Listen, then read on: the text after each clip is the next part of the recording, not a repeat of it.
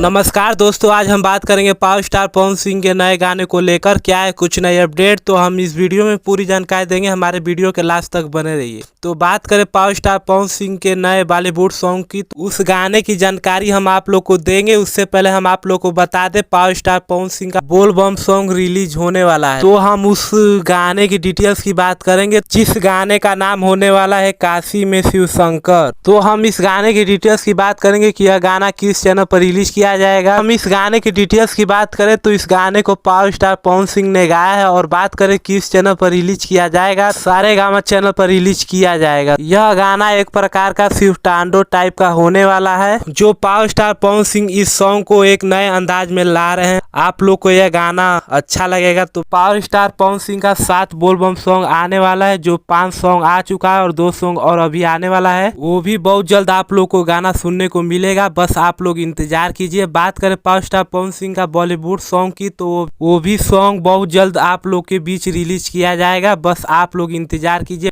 जैसे ही सावन का सीजन खत्म होगा तो आप लोग को लोकगीत बैक टू बैक सुनने को मिलेगा। तो वीडियो करते हैं समाप्त, मिलते हैं अगले अपडेट पर। अगर हमारे चैनल पर नए हैं तो चैनल को सब्सक्राइब करके बेल आइकन प्रेस कर लीजिए। मिलते हैं अगले अपडेट पर, धन्यवाद।